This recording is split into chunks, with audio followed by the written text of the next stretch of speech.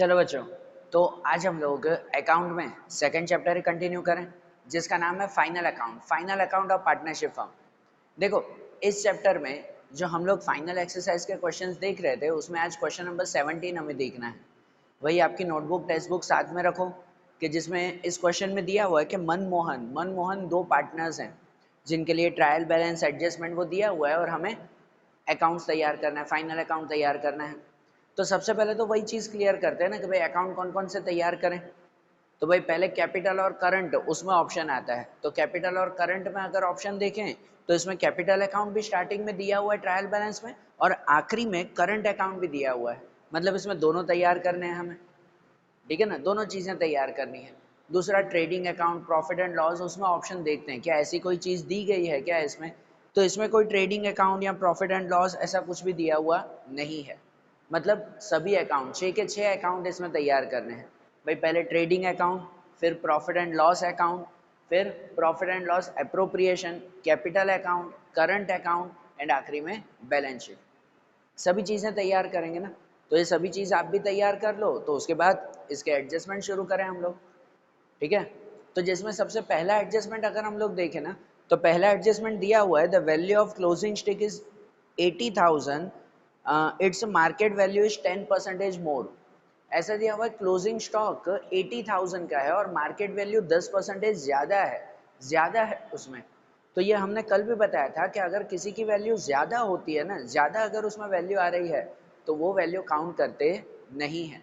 ज़्यादा की वैल्यू नहीं काउंट करते। अगर कम करना हो ना क्लोजिंग स्टॉक में तो काउंट करते हैं, तो गिनते हैं। ज़्यादा करना हो तो गिना जाता नहीं है। मतलब इसमें अगर क्लोजिंग स्टॉक लिखना होगा ना तो कितना लिखेंगे, जो 80,000 दिया हुआ है वही लिखेंगे, उससे ज़्यादा नहीं लिखेंगे हम लोग, ठीक है ना। और क्लोजिंग स्टॉक लिखते कहाँ पर हैं, तो क्लोजिंग स्टॉक यहाँ एक एंट्री एसेट में आती है। तो एक एसेट में हम लोग लिख दें क्लोजिंग स्टॉक, तो क्लोजिंग स्टॉक हो जाएगा 80,000। और ये एडजस्टमेंट में है तो दूसरी भी एंट्री चाहिए ना। दूसरी एंट्री कहाँ होती है, ट्रेडिंग अकाउंट में, ट्रेडिंग अकाउंट के क्रेडिट साइड पे। डेबिट में ओपनिंग स्टॉक लिखते हैं, क्रेडिट में क्लोजिंग स्टॉक, तो वहाँ पे एक लिखा जाएगा। भाई यहाँ पर टू और बाय करके अगर लिख दे ना तो यहाँ पर लिखा जाएगा क्लोजिंग स्टॉक के क्लोजिंग स्टॉक 80,000, बराबर। ये क्लोजिंग स्टॉक का एडजस्टमेंट हो गया। अब उसके बाद सेकंड एडजस्टमेंट दिया हुआ है, लिखा हुआ है इसमें provide depreciation eight 10% on machine and building. Machine पर और बिल्डिंग पर दोनों पर 10% डेप्रिसिएशन गिनना है। सही बात है। तो अब इसमें सबसे पहले मशीन पे गिन लें।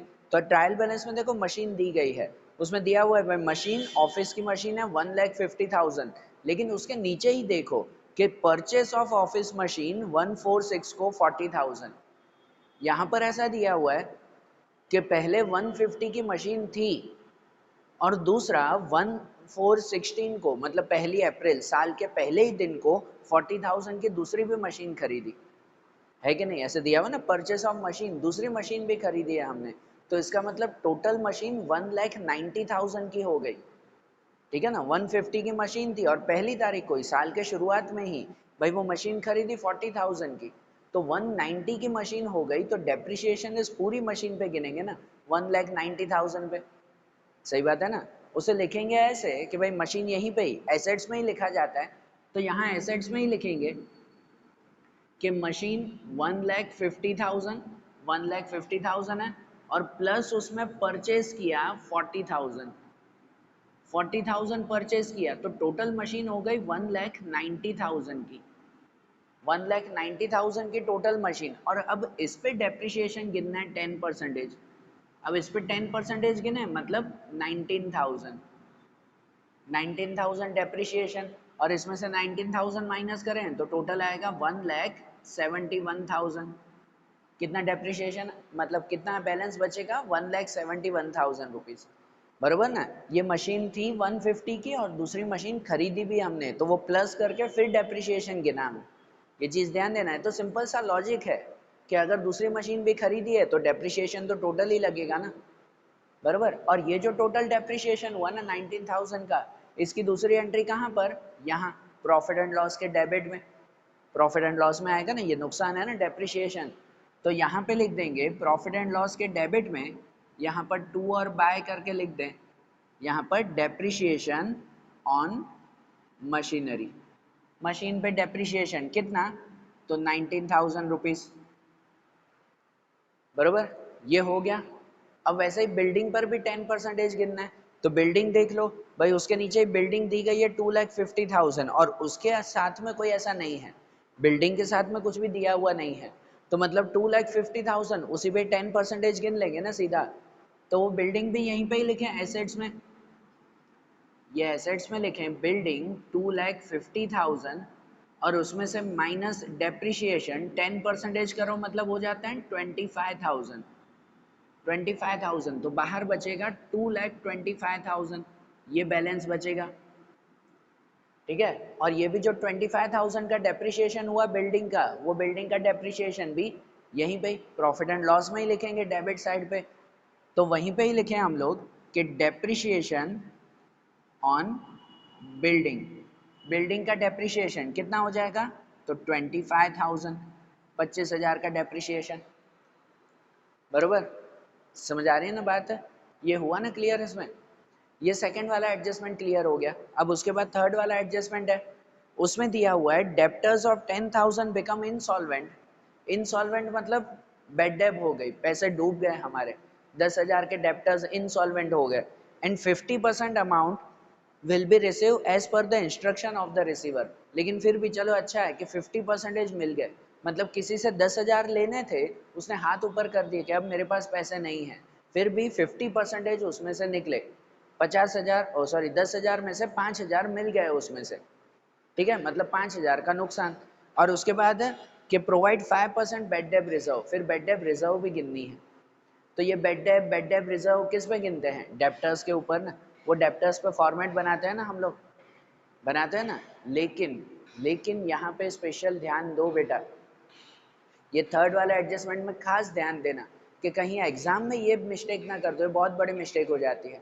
अब थर्ड वाला एडजस्टमेंट तो डेप्टर्स के ऊपर गिनना ही गिनना है, लेकिन फिफ्थ वाला एडजस्टमेंट 2 मिनट देखो, फिफ्थ वाला एडजस्टमेंट आपकी टेक्स्ट बुक में देखो कि उसमें लिखा हुआ है goods of 2,000 is missed out to record in sales return book, sales return book में 2,000 लिखना भूल गए, बराबर, तो ये सेल्स रिटर्न बुक में 2,000 लिखेंगे, लेकिन आपको पता है उसकी दूसरी एंट्री कहाँ जाएगी, सेल्स या सेल्स रिटर्न पे इफेक्ट होता है ना, तो उसकी दूसरी एंट्री डेप्टर्स पे जाती है, बराबर। और डेप्टर्स के लिए एक चीज याद रखो कि डेप्टर्स के ऊपर अगर सेल या सेल रिटर्न का इफेक्ट हो, तो पहले वो इफेक्ट गिनते हैं, उसके बाद बेड डेब या बेड डेब रिजर्व गिनेंगे, ठीक है, ये चीज खास ध्यान रखना, डेप्टर्स के ऊपर पहले सेल या सेल रिटर्न का अगर कोई इफेक्ट हो, तो पहले वो इफेक्ट गिनते हैं, फिर बेड डेब या बेड डेब रिजर्व। तो अगर हम पहले बेड डेब गिन लेते थर्ड एडजस्टमेंट की तरह डेप्टर्स के ऊपर, फिर फिफ्थ वाला एडजस्टमेंट अगर गिनने जाते, तो वो रॉन्ग हो जाता, तो वो आंसर नहीं आता करेक्ट, बरोबर। इसलिए मैंने हर सम में बोलता हूँ कि कभी भी सम आए ना, तो उससे पहले ट्रायल बैलेंस एडजस्टमेंट एक एक बार रीड जरूर कर लिया करो कि भाई कहीं एक ही चीज में दो एंट्रीज तो नहीं है, बरोबर ना, एक ही जगह पर दो दो एंट्रीज तो नहीं है, वो चेक कर लिया करो, तो उससे फिर इजी रहता है समझने में, ठीक है ना। तो मतलब यहाँ पर अगर थर्ड एडजस्टमेंट करना है ना, तो उससे पहले फिफ्थ वाला एडजस्टमेंट क्लियर करना होगा, तो थर्ड वाला एडजस्टमेंट होगा, ठीक है, खास ध्यान रखना है इसमें। तो फिफ्थ वाला एडजस्टमेंट पहले क्लियर करेंगे कि जिसमें दिया हुआ है कि 2,000 मिस्ड आउट, भूल गए सेल्स रिटर्न में लिखना, तो ठीक है लिख देते हैं कि सेल्स रिटर्न कहाँ पे लिखते हैं, यहाँ ट्रेडिंग अकाउंट के डेबिट में लिखते हैं ना सेल्स रिटर्न, सेल्स यहाँ पे लिखते हैं, सेल्स रिटर्न यहाँ पे लिखते हैं, तो सेल्स रिटर्न में लिखना भूल गए थे तो उसमें प्लस कर देंगे, और पहले ऊपर देख लो सेल्स रिटर्न है कितना, ट्रायल बैलेंस में चेक कर लो, तो देखो ट्रायल बैलेंस में गुड्स रिटर्न करके दिया हुआ है, गुड्स रिटर्न में डेबिट क्रेडिट, तो उसमें जो डेबिट वाला है वो सेल्स रिटर्न हुआ ना, बरोबर ना, जो डेबिट में है 16,000 रुपीज वो सेल्स रिटर्न हुआ, मतलब उस 16,000 में ये 2,000 प्लस करने हैं। तो देखो फिफ्थ वाला एडजस्टमेंट पहले यहाँ पर क्लियर करें कि 2 यहाँ पर लिख दें कि सेल्स रिटर्न भाई 16,000 है और प्लस 2,000 जो अनरिकॉर्डेड है, वैसे ऐसे लिखते हैं ना, प्लस करके लिखे जाते हैं, ऐसे प्लस माइनस करते हैं, लेकिन यहाँ स्पेस नहीं है, यहाँ पर स्पेस नहीं है, नहीं तो आगे दूसरी एंट्री नहीं आएगी, इसलिए ऐसे लिख रहा हूँ कि भाई 16,000 का सेल्स रिटर्न है और उसमें प्लस 2,000 जो अनरिकॉर्डेड है, तो टोटल सेल्स रिटर्न हो जाएगा बाहर 18,000 का। ठीक है, ये ध्यान रखना। और जो ये 2,000 प्लस किया ये एडजस्टमेंट में है, ये एडजस्टमेंट के 2,000 हैं, तो एडजस्टमेंट की दूसरी एंट्री जाएगी डेप्टर्स के ऊपर। डेप्टर्स के ऊपर सेल या सेल रिटर्न की इफेक्ट डेप्टर्स पे जाती है। तो पहले चेक कर लो डेप्टर्स उसमें कितने हैं, कि डेप्टर्स दिए हुए हैं, तो डेप्टर्स नाम नहीं लिखा हुआ है, उसमें लिखा हुआ है कस्टमर एंड सप्लायर्स, ऐसे नाम लिखा हुआ है। तो उसमें कस्टमर्स वो डेप्टर्स हुए ना, कस्टमर सप्लायर में कस्टमर्स वो डेप्टर्स हुए।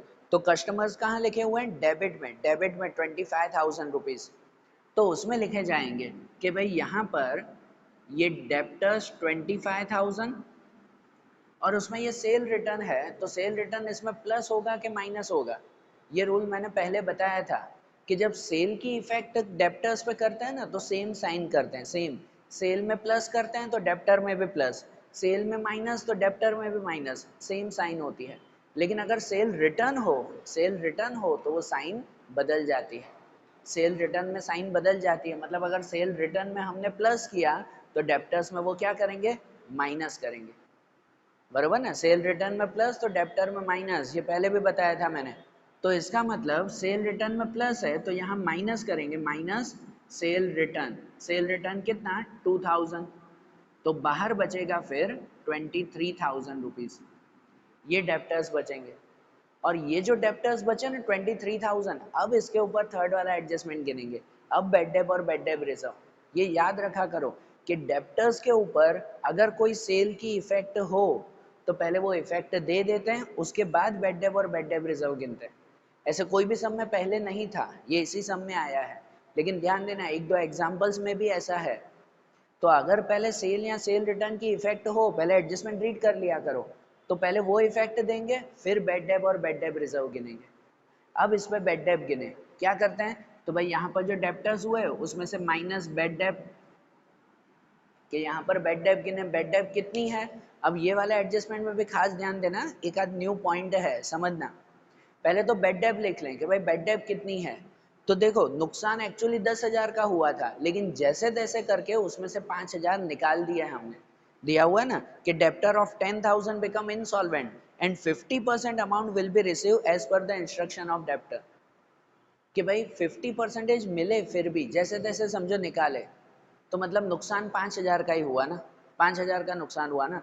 तो डेप्टर्स में लिखे जाते हैं यहाँ पर 5,000, 5,000 डेप्टर्स पे लिखे जाते हैं, बरोबर। और यहाँ पर आएगा फिर 18,000, और इसके ऊपर फिर बेड डेप रिजर्व गिनेंगे, BDR बेड डेप रिजर्व। वो बेड डेप रिजर्व कितना गिनना है, 5%, दिया हुआ ना 5% बेड डेप रिजर्व। लेकिन दूसरी खास चीज यहाँ पर ध्यान दो कि 5% गिनेंगे, मतलब जो 18,000 आया उसके 5% नहीं, बिल्कुल नहीं, 18,000 के 5% नहीं। यहाँ पर एक नोट और लिख लो कि डेप्टर्स पे जब भी बेड डेप रिजर्व गिनते हैं ना, तो बेड डेप रिजर्व पूरे लॉस पे गिनते हैं, पूरे लॉस के बाद जो अमाउंट बचे ना उस पे गिनते हैं बेड डेप रिजर्व। मतलब देखो कि भाई नुकसान हमारा टोटल 10,000 का ही हुआ था, वो तो 5,000 जैसे तैसे निकाले, अगर वो न निकलते तो ओवरऑल तो 10,000 का नुकसान हुआ ना। मतलब अगर रफ में गिने ना तो देखो डेप्टर्स हुए 23,000 के, और उस 23,000 पे 10,000 का नुकसान हो गया, बेड डेप कितना हो गया 10,000। चलो उसमें से 5,000 मिले वो ठीक है, बरोबर। लेकिन अगर ना मिलते तो ओवरऑल नुकसान तो 10,000 का हुआ ना। तो 23 में से 10 माइनस करो, बचेंगे 13,000। अब ये जो बचे ना 13,000, इस पे 5% गिनना है, 13,000 के 5%। ध्यान देना लिखते यहाँ पर जितना नुकसान है वो, मतलब 5,000 वापस मिले तो 5,000 का ही नुकसान है, तो बेड डेप तो 5,000 का लिखेंगे, लेकिन बेड डेप रिजर्व होता है ना वो ओवरऑल लॉस पे गिना जाता है। मतलब पूरे 10,000 का नुकसान अगर समझो तो वो 13,000, 13,000 के 5%, मतलब लिखें भले 18,000 लेकिन गिनेंगे 5% 13,000 के। ये है ना नई चीज है, बरोबर, ये पहले किसी में भी नहीं था, तो ये भी खास नोट करना। जब ऐसा क्वेश्चन हो कि भाई नुकसान 10,000 का हुआ था लेकिन आधा मिल गया, तो ठीक है बेड डेप में आधा ही लिखो, लेकिन फिर रफ में जब बेड डेप रिजर्व गिनो तो बेड डेप रिजर्व पूरे नुकसान पे गिनो, कि भाई 23,000 के डेप्टर्स थे, उसमें 10,000 का पूरा नुकसान, तो बचे 13,000। अब 13,000 के 5% गिनेंगे, बरोबर। लिखेंगे यहाँ पर 18,000 ही, लेकिन 5% 13,000 के गिने जाएंगे। ये खास ध्यान देना, अभी तक ये भी कोई क्वेश्चन में ऐसा नहीं था, बरोबर ना, नोट करना ऐसे अच्छी तरह से। तो मतलब यहाँ पर जो 5% लिखे हैं वो 13,000 के, 13,000 के अगर 5% लिखें तो वो हो जाते हैं 650। 13,000 के 5% 650 हो जाएंगे। तो अगर 18,000 में से 650 माइनस करें तो बाकी बचेगा वहां पर 17,350। कितना बचेगा? 17,350। ये डेप्टर्स क्लियर हुए हमारे, बरोबर। ये याद रहेगा ना, ये रफ में गिनना है, इस तरफ लिखना नहीं है, खाली रफ वर्क है कि भाई लिखे 18,000 लेकिन गिना 13,000 पे, बरोबर। ये याद रखना। अब जैसे बेड डेब और बेड डेब रिजर्व यहाँ पे लिखा, तो फिर इसकी दूसरी एंट्री भी चाहिए ना। दूसरी एंट्री जब हम यहाँ प्रॉफिट एंड लॉस में करते हैं ना, तो जनरली पूरा फॉर्मेट बनता है, नहीं वो bad debt T, bad debt A, bad debt reserve A, bad debt reserve T, T A T, पूरा फॉर्मेट। लेकिन जनरली वो पूरा फॉर्मेट तब बनता है जब ट्रायल बैलेंस में भी बेड डेब और बेड डेब रिजर्व दिया हुआ हो। यहाँ पे है ट्रायल बैलेंस में बेड डेब या बेड डेब रिजर्व या ऐसा कुछ भी है? नहीं है, कुछ भी नहीं है ट्रायल बैलेंस में। और अगर कुछ भी नहीं है तो फिर इन दोनों की नॉर्मल एंट्री कर देंगे, बेड डेब और बेड डेब रिजर्व नॉर्मली यहाँ पर लिख देंगे जैसे अलग अलग लिखते हैं। अगर वहाँ पे भी बेड डेब और बेड डेब रिजर्व होता ना, तो वो पूरा फॉर्मेट बनाते कि ये भी बेड डेब रिजर्व है, ट्रायल बैलेंस में भी बेड डेब और बेड डेब रिजर्व है, दोनों जगह पे होता तो फॉर्मेट बनाते। नहीं है तो ये सीधा लिख दो। और अगर फॉर्मेट बना भी देते ना यहाँ पे तो भी कोई बात नहीं, ना होता ना तो उस पर डैश कर दिया करो खाली, ठीक है। अभी मैं डायरेक्ट ही लिख देता हूँ कि भाई बेड डेप हो गए 5,000 के, यहाँ पे लिख दें कि ये बेड डेप वो 5,000 के हुए, और उसके साथ बेड डेप रिजर्व BDR वो 650 के हुए, बरोबर ना। बेड डेप रिजर्व 650 का हुआ, ठीक है। ध्यान रहा ये। देखो थर्ड एंड फिफ्थ वाला एडजस्टमेंट है, इस सब में यही दो चीजें अलग थी, बाकी अब सब कॉमन है, अब कोई नया टॉपिक नहीं है। इस सब में यही दो चीजें जो है वो एक्स्ट्रा नए टॉपिक की तरह दी हुई थी। अब नॉर्मल करते जाएं। अब फोर्थ वाला एडजस्टमेंट बाकी है, वो कर लें पहले। कि फोर्थ एडजस्टमेंट में है 10% interest rate outstanding on bank overdraft. Bank को ओवरड्राफ्ट पे 10% इंटरेस्ट देना है। तो पहले तो बैंक ओवरड्राफ्ट कहाँ है वो गिन ले। तो बैंक ओवरड्राफ्ट देखो, उसमें बैंक और कैश अकाउंट दिया हुआ है, दिया हुआ ना, बैंक अकाउंट कैश अकाउंट। तो उसमें डेबिट वाला तो कैश ही होता है हमेशा, जो डेबिट में दिए हुए 20,700 वो तो कैश ही है। जो क्रेडिट में 3,000 दिए हुए है ना, वो क्रेडिट मतलब bank overdraft. Credit means bank overdraft, वो दिए हुए हैं क्रेडिट में 3,000, ठीक है। तो वो बैंक ओवरड्राफ्ट और उसके ऊपर 10% इंटरेस्ट। तो जैसे लोन का इंटरेस्ट गिनते हैं ना, वैसे ही उसकी तरह ही भाई पहले भले पूरा लिख दें, बैंक ओवरड्राफ्ट कहाँ लायबिलिटी में लिखते हैं, तो लायबिलिटी में पहले पूरा लिख दें यहाँ पर कि भाई बैंक ओवरड्राफ्ट OD 3,000, भले सीधा बाहर ही लिख दो।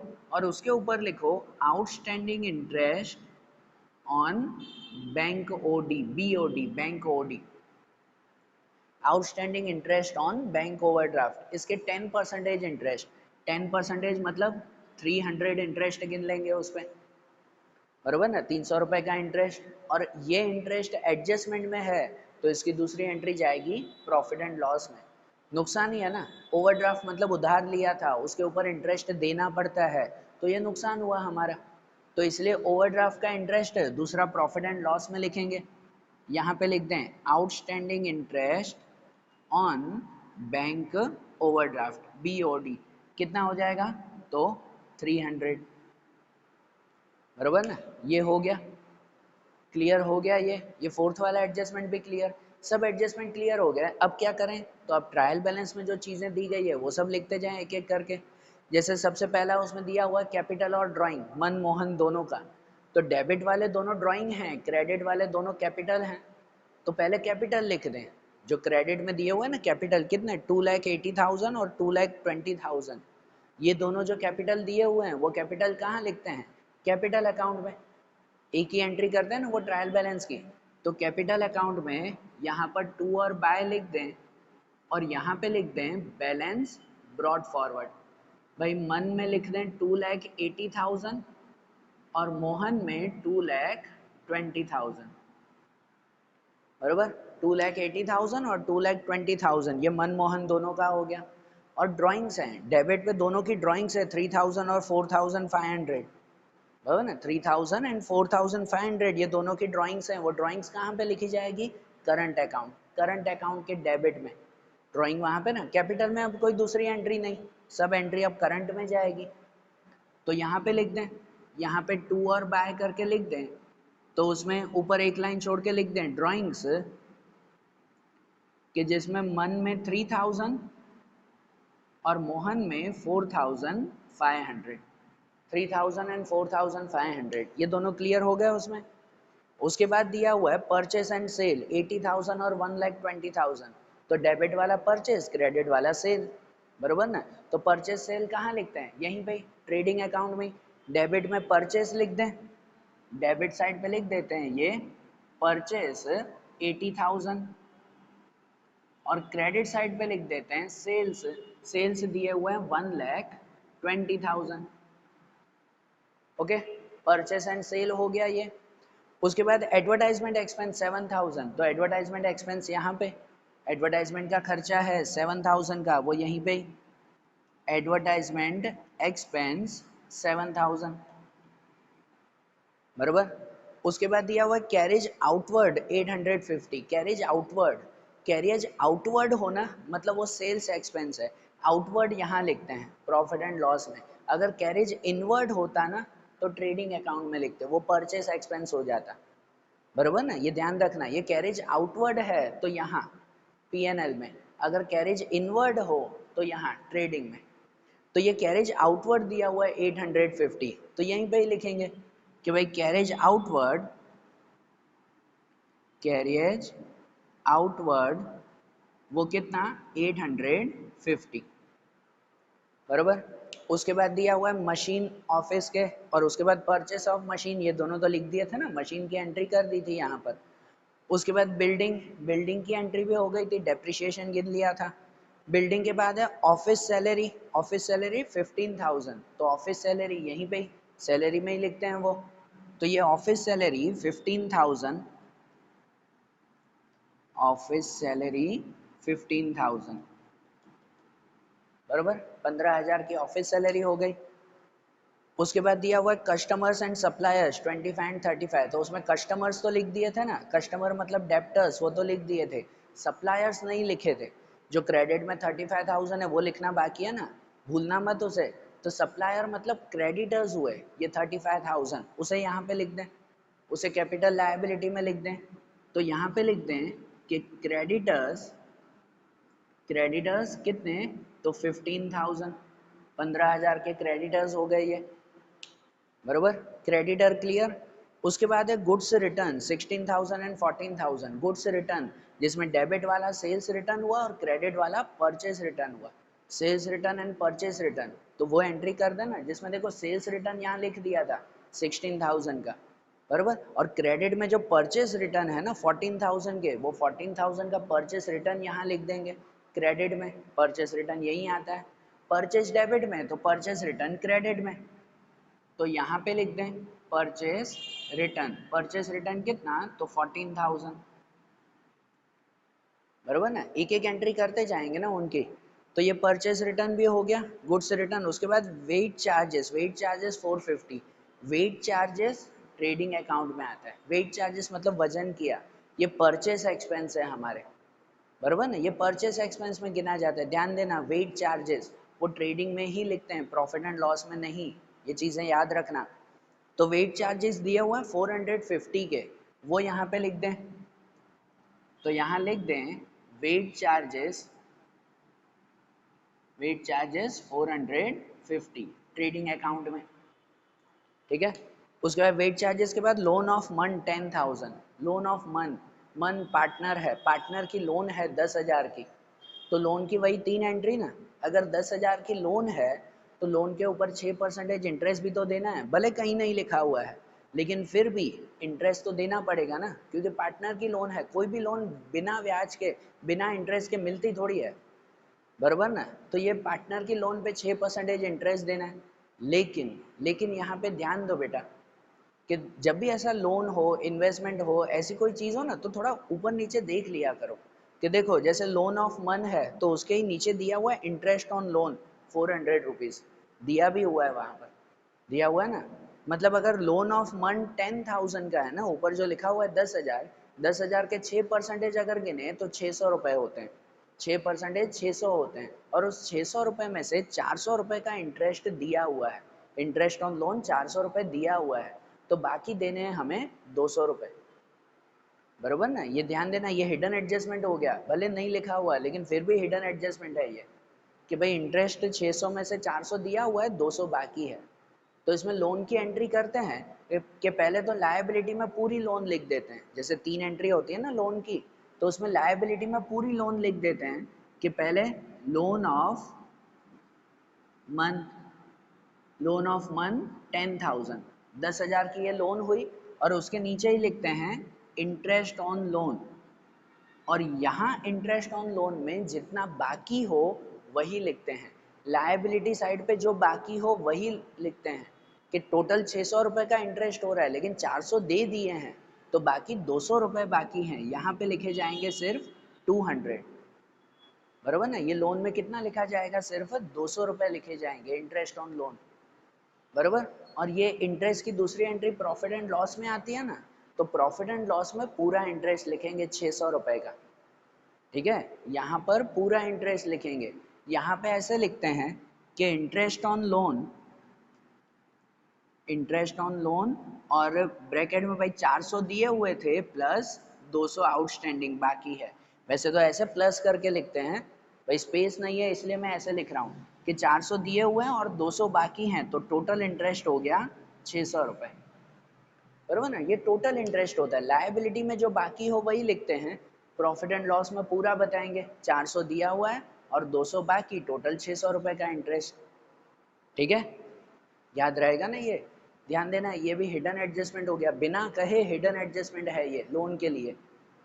तो अब ये हो गया लोन। उसके बाद दिया हुआ कस्टम ड्यूटी 1300 की। कस्टम ड्यूटी जनरली वो होती है कि जब हम बाहर से कोई सामान मंगवाते हैं, दूसरे देश से, दूसरे स्टेट से, तो हमें बीच में कस्टम टैक्स भरना पड़ता है, बराबर ना। एक स्टेट से दूसरे स्टेट में पास होता हो तो उसके लिए जनरली टैक्स जैसे भरना पड़ता है, या जैसे अगर रेलवे से मंगवा रहे हैं तो रेलवे का भी जैसे नॉर्मली टैक्स भरना पड़ता है, वैसी वो कस्टम ड्यूटी हुई। तो ये कस्टम ड्यूटी है 1300 रुपये की, और कस्टम ड्यूटी परचेस एक्सपेंस होता है, वो यहाँ लिखा जाता है ट्रेडिंग में। Custom duty profit and loss में मत लिखना, ठीक है ना। अगर ये ध्यान रहे ना भाई ट्रेडिंग में क्या क्या लिखना है, तो उसके लिए मैंने स्टार्टिंग में बताया था जब हम थियरी समझ रहे थे, स्टार्टिंग में बताया था कि आपकी टेक्स्ट बुक में ट्रेडिंग अकाउंट का स्पेसिमेन बना हुआ है। ट्रेडिंग अकाउंट किसे कहते हैं उसका एक एग्जाम्पल बना हुआ है स्टार्टिंग में, और उसमें परचेस एक्सपेंस कौन कौन से वो सब लिस्ट दी गई है। तो वो लिस्ट एक बार रीड कर लिया करो, आपके टेक्स्ट बुक में सेकंड चैप्टर जहाँ शुरू हो रहा है उसके फर्स्ट सेकंड पेज पे है, ट्रेडिंग अकाउंट बना हुआ है स्पेसिमेन, और उसमें परचेज एक्सपेंस के कौन कौन से नाम है वो याद रख लेना, कि वो परचेज एक्सपेंस यहाँ पे, बाकी सब एक्सपेंस है यहाँ पे। तो ये जो कस्टम ड्यूटी है परचेज एक्सपेंस है, कितने की है, 1300 रुपये की, वो यहाँ पे लिखेंगे। तो यहाँ पे लिखे हम लोग कि भाई कस्टम ड्यूटी 1300, 1300 की कस्टम ड्यूटी हो गई, ठीक है, ध्यान रखना। उसके बाद गुड्स स्टॉक ब्रैकेट में है 1416, 14 मतलब ये ओपनिंग स्टॉक है, शुरुआत का ना, 1 अप्रैल दी गई है, ये ओपनिंग स्टॉक है 42,000। और ओपनिंग स्टॉक कहाँ लिखते हैं, ओपनिंग स्टॉक यहाँ पे ट्रेडिंग अकाउंट के डेबिट में सबसे ऊपर लिखा जाता है ना ये ओपनिंग स्टॉक, यहाँ पे लिखेंगे ओपनिंग स्टॉक, वो कितना है 42,000, 42,000 का ये ओपनिंग स्टॉक है, बराबर। अब ओपनिंग स्टॉक के बाद दिया हुआ है trading expense 1300, trading expense profit and loss में आएंगे, ट्रेडिंग एक्सपेंस ट्रेडिंग में नहीं आते, ट्रेडिंग एक्सपेंस सेल्स एक्सपेंस की तरह माना जाता है, वो प्रॉफिट एंड लॉस में ही आते हैं, तो वो उसमें लिखना, फिर ट्रेडिंग नाम समझ के उसमें मत लिख देना, ठीक है। तो ट्रेडिंग एक्सपेंस दिए हुए हैं वो भी 1300 के, वो वहाँ पे लिख दें कि ट्रेडिंग एक्सपेंस वो 1300, बराबर 1300 का ट्रेडिंग एक्सपेंस। उसके बाद wages and outstanding wages, wages है और आउटस्टैंडिंग वेजेस भी है। तो जो वेजेस है ना, वेजेस डेबिट वाले होते हैं, एक्सपेंस, वो वेजेस लिखेंगे यहाँ पे ट्रेडिंग अकाउंट में। वेजेस भी परचेस एक्सपेंस है, वो ट्रेडिंग अकाउंट में। और जो आउटस्टैंडिंग वेजेस, जो देना बाकी है, जो क्रेडिट में दिए हुए हैं 2600 रुपये, वो लिखेंगे लायबिलिटी में। आउटस्टैंडिंग वेजेस यहाँ पे आता है और वेजेस यहाँ पे। तो पहले वेजेस लिख दें, कितने हैं वेजेस है वो 750, तो वो 750 यहाँ पे लिख दें। वेजेस, देखो यहाँ पे स्पेस खत्म हो गए ना कि भाई वेजेस 750। और आउटस्टैंडिंग वेजेस है, आउटस्टैंडिंग वेजेस दिए हुए हैं कितने 2600 के, तो वो यहाँ पे लिख दें। वो लायबिलिटी आउटस्टैंडिंग मतलब कि आउटस्टैंडिंग वेजेस 2600, बराबर, वो यहाँ हो गया। उसके बाद है अब कि commission paid in advance 350, commission paid in advance. कोई भी एक्सपेंस हमने अगर एडवांस में पे किया हो, ये प्रीपेड एक्सपेंस हुआ, और प्रीपेड एक्सपेंस कहलाता है हमारा एसेट, बराबर। प्रीपेड एक्सपेंस क्या कहलाता है, एसेट कहलाता है। तो कमीशन पेड इन एडवांस 350 वो एसेट में लिखेंगे हम लोग। यहाँ पे लिखें कि commission paid in advance 350 rupees, okay. फिर उसके बाद है bank account and cash account. तो उसमें से देखो बैंक तो लिख दिया था, जो क्रेडिट वाला बैंक था वो बैंक को ओवरड्राफ्ट लिख दिया था ना, उसके ऊपर इंटरेस्ट भी गिन लिया। और जो डेबिट में है ना 20,700, वो कैश हुआ, वो कैश अकाउंट हुआ। और वो कैश कहाँ पे लिखते हैं, एसेट्स में। कैश तो वहीं पे ही आता है, ये 20,700 का, तो कैश यहाँ पे लिख देंगे कि कैश अकाउंट 20,700, बरोबर। ये हो गया इसमें। और उसके बाद दिया हुआ इंटरेस्ट ऑन लोन, वो गिन लिया ना, लोन पे इंटरेस्ट गिन लिया। Then investment in 8% government security 30,000, government की सिक्योरिटी मतलब गवर्नमेंट में हमने इन्वेस्टमेंट किया है 30,000 का, तो इन्वेस्टमेंट वो भी हमारी एसेट कहलाता है। इन्वेस्टमेंट भी यही एसेट में लिखते हैं। 30,000 का इन्वेस्टमेंट है वो यहाँ पे लिख दें कि इन्वेस्टमेंट 30,000। और दूसरी एक चीज़ याद रखो बेटा, जैसे लोन होता है ना कि भाई लोन पे बिना कहे इंटरेस्ट दिया ही जाता है, और इन्वेस्टमेंट पे भी अगर इन्वेस्टमेंट में परसेंटेज दिए हुए हैं ना, जैसे इसमें है 8%, 8% का इन्वेस्टमेंट है, इसका मतलब 8% इंटरेस्ट मिलेगा, बराबर ना। यहाँ क्या होगा कि ये इन्वेस्टमेंट पे 8% का इंटरेस्ट मिलेगा या मिलना बाकी है, वो 8% गिनने पड़ेंगे, ठीक है। जो 8% अगर दिए हुए हैं तो वो गिनने पड़ेंगे हमें बिना कहे भी, ये भी ध्यान रखना है। जैसे लोन में होता है वैसे इन्वेस्टमेंट में, हाँ अगर इन्वेस्टमेंट में परसेंटेज ना होते ना तो नहीं गिनते। अगर खाली लिखा होता है इन्वेस्टमेंट 30,000 का तो हम भी इन्वेस्टमेंट 30,000 लिख देते, परसेंटेज नहीं, क्योंकि इन्वेस्टमेंट पर नक्की थोड़ी होता है कि 6% गिनना है या कितने परसेंटेज है, बरोबर। लेकिन अगर इन्वेस्टमेंट में परसेंटेज हो ना कोई भी क्वेश्चन में, तो वो इंटरेस्ट जरूर गिनते हैं बिना कहे भी। तो इसके 8% इंटरेस्ट मिलेगा, तो 30,000 के 8% अगर करो ना तो वो हो जाते हैं 2400, 8 3 सा 24, 2400 होगा, वो इंटरेस्ट मिलेगा। तो यहाँ पे इन्वेस्टमेंट के नीचे ही उसके साथ ही लिख सकते हैं आउटस्टैंडिंग इंटरेस्ट ऑन इन्वेस्टमेंट। इसमें मिलने वाला है तो एसेट्स में लिखेंगे ना, अगर पे करना होता तो लायबिलिटी में लिखते। यहाँ इन्वेस्टमेंट के ऊपर तो इंटरेस्ट मिलेगा ना हमें, बराबर ना, तो वो यहाँ एसेट साइड पे ही लिखेंगे, कितना मिलेगा 2,400। और ये एडजस्टमेंट हो गया, हिडन एडजस्टमेंट हो गया ये, तो इसकी दूसरी एंट्री भी करेंगे हम लोग, बिना कहे ये हिडन एडजस्टमेंट है, दूसरी एंट्री भी होगी। और इसकी दूसरी एंट्री होगी प्रॉफिट एंड लॉस के क्रेडिट में, ये इनकम हो गई हमारी, ये इनकम हो गई ना, 24,000 मिलने वाले, 2400 मिलने वाले हैं, वो इनकम में लिखेंगे। यहाँ पे एक लाइन छोड़ के लिखेंगे आउटस्टैंडिंग इंटरेस्ट ऑन इन्वेस्टमेंट, कितना 2400, 2400 रुपये, बरोबर। ध्यान रखना ये इन्वेस्टमेंट वाला भी चीज़ है, ध्यान रखना है इसमें। और आखिरी में है current account. Current account Manmohan का दिया हुआ है, मन का डेबिट में दिया हुआ है 8,000 रुपये, और मोहन का क्रेडिट में दिया हुआ है 12,000 रुपये। तो ये करंट अकाउंट है तो हम करंट अकाउंट में लिखे ना, ऊपर बैलेंस ब्रॉड फॉरवर्ड लिखते हैं, डेबिट वाले का डेबिट में, क्रेडिट वाले का क्रेडिट में। तो यहाँ पर लिख दें भाई, यहाँ पर डेबिट में पहले लिख दें बैलेंस ब्रॉड फॉरवर्ड, और मन में लिख दें 8000, डेबिट में 8000 रुपीज़, और क्रेडिट में भी बैलेंस ब्रॉड फॉरवर्ड, और यहाँ पे लिख देंगे 12,000 रुपीज़, मोहन में 12,000, बराबर। उसका डेबिट में था वो डेबिट में लिख दिया, उसका क्रेडिट में था तो क्रेडिट में लिख दिया हमने। समझ आई बात है? ये हो गया ना, एडजस्टमेंट भी हो गया, ट्रायल बैलेंस भी हो गया। अब आखिरी में क्या, तो अब आखिरी में क्लोजिंग करें, इसकी क्लोजिंग करें ना, एक एक करके क्लोज करते जाएं और फिर फाइनली बैलेंस शीट टैली करें हम लोग। तो मैं क्लोजिंग कर देता हूँ इसकी और फिर आपको बताता हूँ कि भाई हर एक का प्रॉफिट या लॉस वो कितना मिला हमें। तो देखो यहाँ मैंने पूरी क्लोजिंग कर दी, ठीक है ना, सब अकाउंट मैंने क्लोज कर दिए। तो इसमें अगर सबसे पहले ट्रेडिंग अकाउंट देखें ना, तो ट्रेडिंग अकाउंट में क्रेडिट साइड का टोटल ज़्यादा था भाई, क्रेडिट साइड का टोटल आया 2,14,000।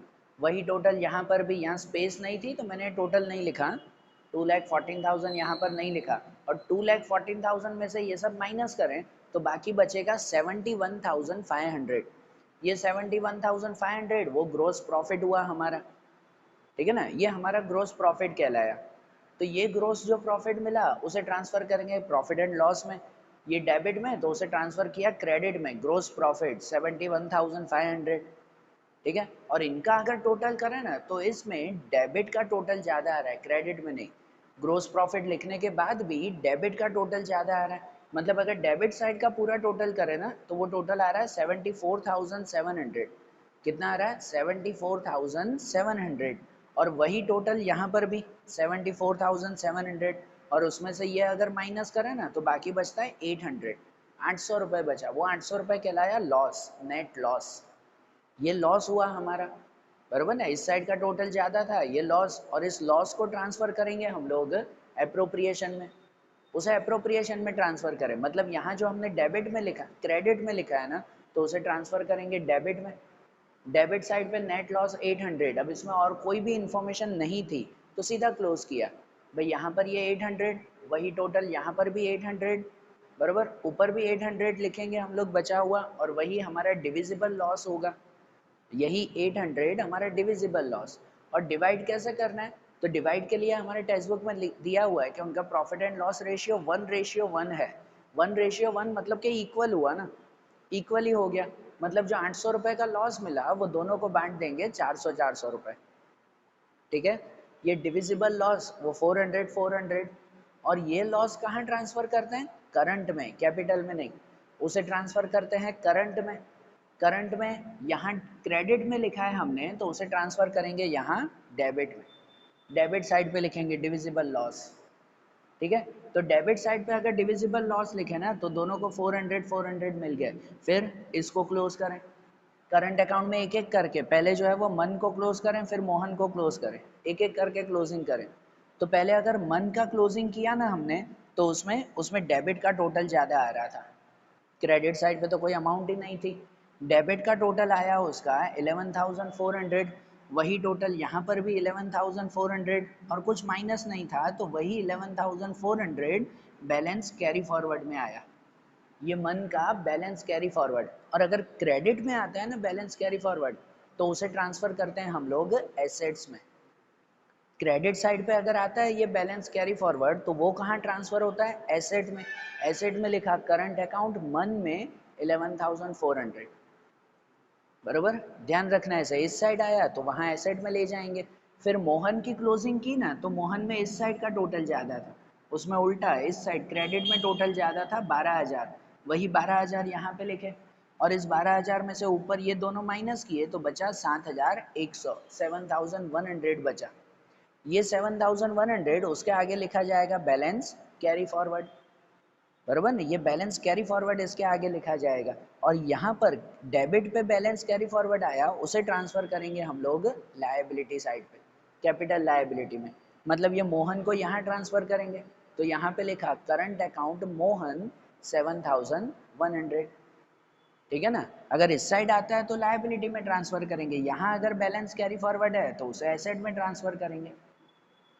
तो करंट अकाउंट क्लोज हो गया, आखिरी बचा था कैपिटल अकाउंट, तो कैपिटल अकाउंट क्लोज किया। कैपिटल अकाउंट में तो सीधी एंट्री आती है कि ये 2,80,000 वही 2,80,000 और यहाँ पे भी वही लिखेंगे बैलेंस कैरी फॉरवर्ड, उसमें तो फिक्स है ना। और मोहन में भी ये 2,20,000 वही टोटल यहाँ पे, और ऊपर भी कुछ माइनस नहीं है, 2,20,000 ही रहेगा, बराबर। ये बैलेंस कैरी फॉरवर्ड वही रहेंगे, और ये जो बैलेंस आया उसे ट्रांसफर करेंगे यहाँ कैपिटल में। कैपिटल अकाउंट मन में 280 और मोहन में 220, टोटल 5 लाख। और फाइनली इसका टोटल कर दे बैलेंस शीट का।